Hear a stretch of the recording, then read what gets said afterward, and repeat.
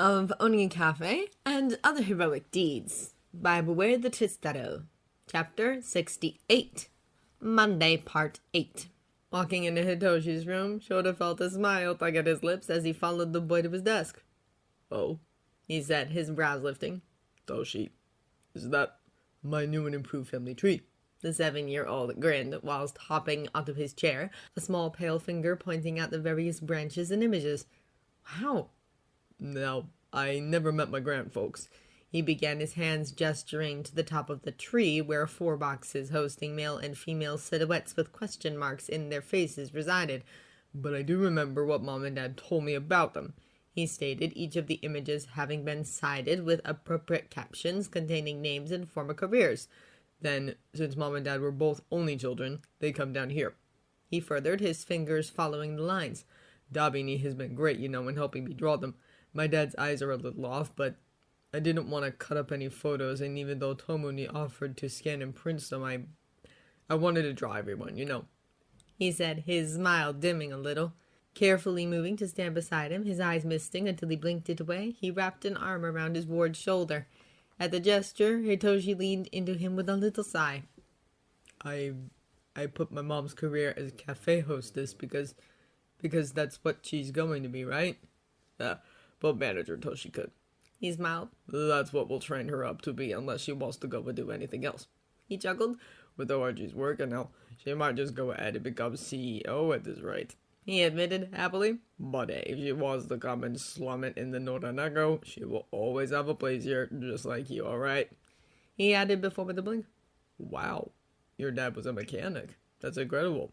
He offered, his eyes landing on Hotaru's name. Yeah, there wasn't much he couldn't fix. Well, that's what Mom always used to say. The boy replied proudly before following down the lines which conjoined the two in marriage, an image of a smiling purple-haired boy looking back at them. However, moving on to the right, many more images sprouted. For next to Hitoshi, a long-haired man with kindly dark eyes looked back at him from within a box with cat ears and whiskers. As the oldest of my brothers, you had to go next, of course. Then, spiking out from them, 11 images appeared. The first 4 were his care center siblings, complete with names and ambitions.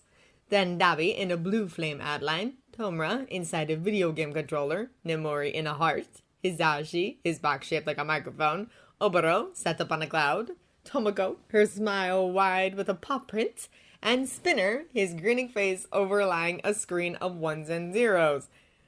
Wow, he breathed. You've even drawn all of the cats underneath. Oh, he murmured, a hand reaching out to ruffle the child's soft iris locks. This is magnificent, he admitted. And I love how you've added all of your friends over here. Is that Katsuki standing on top of All Might's head? He laughed, his eyes taking in the number 1 stood amidst a flock of children. By the coloring and faces, he could see Hitoshi and Izuku balanced on the pro's arms, Ochako flying overhead, and the others cutely arranged by his feet. Denki, of course, was buzzing with electricity, while Eijiro was trying to crawl up to the crimson-eyed blonde whose hands were gripping the large number 1. Tsuyu, ever compassionate, was sending her tongue out to catch the brunette before she flew away. Similarly, in the background, Sir Naidai and the police force officers were stood with a selection of their regular customers who'd yet to be colored in. You know what? He stated. When you finish coloring it in, would you mind me taking a photo and getting Tumblr to blow it up? He asked, their eyes meeting. I think that this would look fantastic in the cafe, don't you? After a quick wash and clothing change, he and his ward made their way back downstairs via the steps which led into the cat maintenance room. Luckily, all of their feline friends were playing in the enclosure, and so getting back into the cafe was easy. What greeted him upon walking into the newest part of his eatery, however, made him stop and blink. For, sat at one of the tables with Mimi-chan and the girls, was a merrily munching Toshinori, the muffin held in his fingers rapidly meeting its demise thanks to those perfect teeth and the mori. It looked as though he'd worried for nothing. Thank goodness. However, as he looked back to the gaming area, he felt his eyebrows start to climb once more because their glowers fixed, their lips muttering, hunkered his teens, their fingers similarly going to war with their phones. looking down at Hitoshi, his expression clearly begging the question. The tot merely shrugged his shoulders. Kids these days, what could you do? He mused his words, causing a laugh snort to leave him. This boy! He was becoming more incredible by the day, wasn't he? Grinning at him, he flattened the other's cap, the other huffing through a giggle before he approached the adults and asked them for their lunch orders. Then, his head inclining his understanding, he ruffled the blonde's hair before walking towards the teens, his right brow arching as they continued to mutter. He should be worried that revenge kept popping up, shouldn't he? Right. He greeted. This is clearly a stupid question, but are you okay? Can I get you anything? Fine. Tomura managed to grind out his thumb, slapping against the glass frontage on his phone. What he said. Dabi furthered, his fingers a blur, his shoulders hunched, an expression intense. Slowly nodding, as it was probably wiser to leave them to it for now, he ruffled their hair and made his way back to the bar with his ward skipping beside him, his smile returning when Tomoko waved at him. Sounds like you've had quite the couple of hours, huh? She asked before they fell into talking about her shift. They were out of almost everything. There had been no accidents, and aside from the reason for him leaving in the first place, everyone was happy, everyone was safe. That was what counted. And so, leaving the front of the house in capable hands, his youngest trainee following him into the kitchen, where he diligently washed the fresh fruit and vegetables, both of them chatting about their plans for the summer as he put together Toshinori's lunch, a pitcher of lemonade for Mibi-chan's group, and an iced tea for Nomori. All things considered, that crotchety old bastard aside, this had been a pretty good Monday morning, hadn't it? Having sent Peter drive them to the cafe at first had seemed like a misuse of his power as a boss. However, the congenial man having been more than happy to complete the task, there may or may not have been an offer of strawberry shortcake involved, he found himself very pleased that he'd asked. Aizawa Dabi, you may have won the prank battle, Nemone, but the war rage is on. Because right now, as he lounged in the back of his car, he found a melodrama better than any TV series playing out across a chat that had been named and renamed as more and more people entered it. The current name, The League of Cafe versus Loud Cat Mike Night plus Adulting Goals. He, Shouta, and Toshinori, he assumed, were very much the adulting goals at the moment, since neither the blonde pro or raven-haired eatery owner were currently online or viewing the chat which contained the teens, local pros, and them. And by God, sitting on the sidelines had never felt so good. Nomori. Oh, Dabby Dubs, what will you learn? I'll admit, begrudgingly, that you managed to scare me pretty good today, but, well, two can play that game, can't they? At first, he'd been quite disappointed that he'd missed the teens giving his best friend a shovel talk with actual shovels. He'd been sure to ask their resident cat dad when they reached their destination if he could copy the footage for posterity. Because posterity and Christmas party shenanigans were interchangeable terms, weren't they? Aizawa Dabi, so what if you have photos of Omer hugging us, huh? He hugs everyone. That's not scary. Aizawa Tomura. Amateur, don't forget that we have screenshots of you freaking out that you'd get the lieutenant fired. Hell, you fell into the trap we laid out for you quite nicely, didn't you? Loud. Guys, I don't mean to get all big brotherly on you, but why to the wise? Her vengeance is swift, her wrath endless. Present Mike. I accidentally ate the last bar cookie we had at our agency last Tuesday.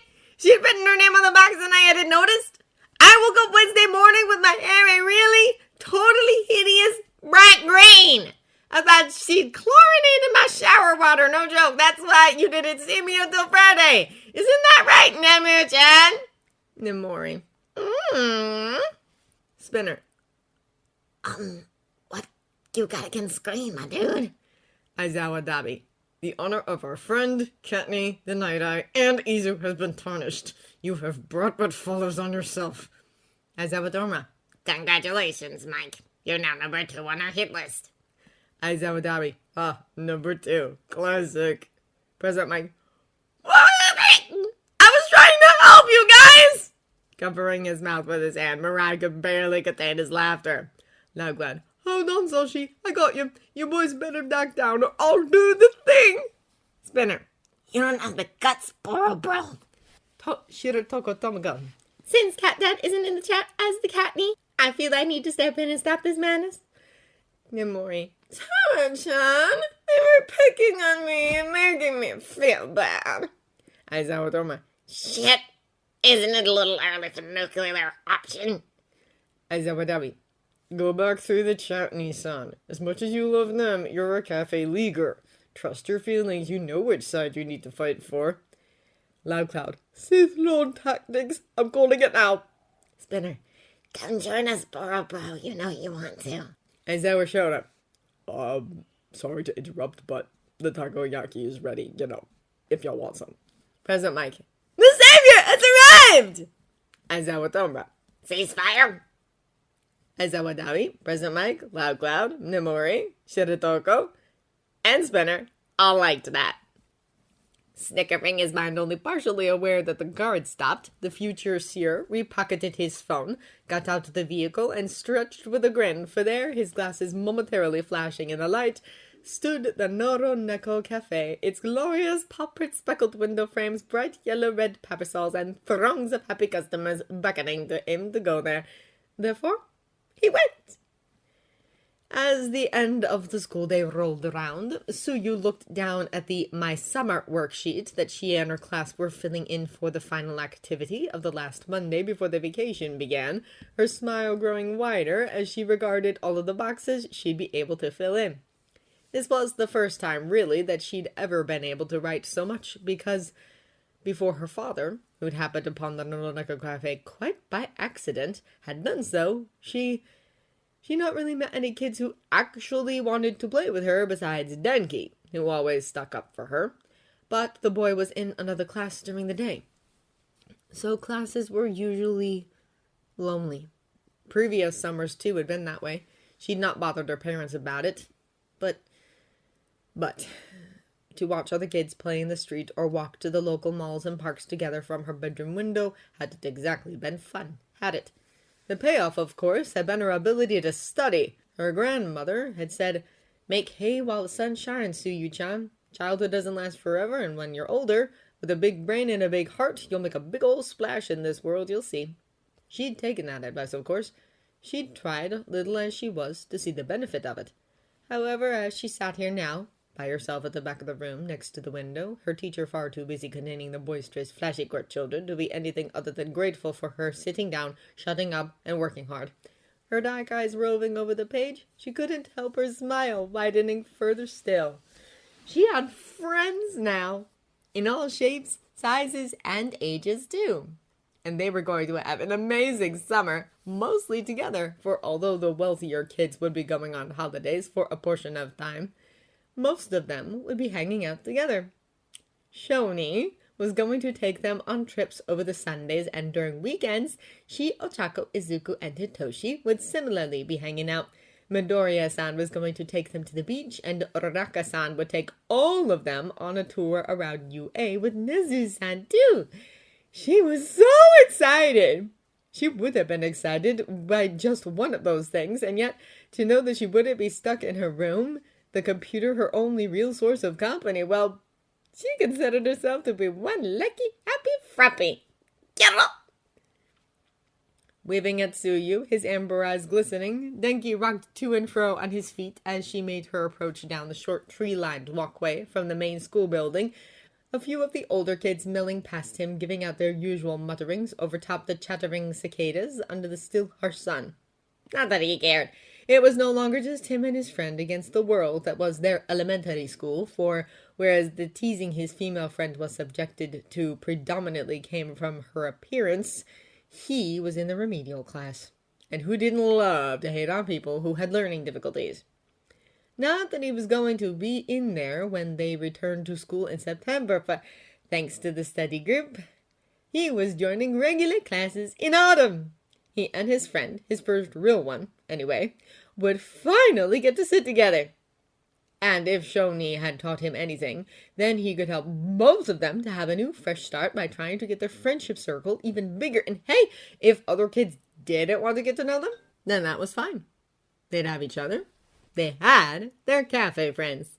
Oh yes, and sure he'd always looked forward to the end of the school day, but now he didn't have to trudge home by himself to an empty house, a meal he had his app in a microwave, and video games constantly trying to call his attention away with no one really to stop him. He knew, of course, that his folks had to work late.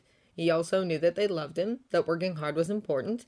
However, he'd not really liked just sitting by himself, staring mournfully at homework he didn't understand, and feeling bad about himself. That's not how his afternoons had run since May, though. No, because now he had the Noranako Cafe to go to, the atmosphere happy, the vibes good, and the food delicious. He could almost taste the freshly made yakisoba by now. Thank you, Kun. Thanks for waiting, Carol. Tsuchan, you know that I wouldn't head out without you, right?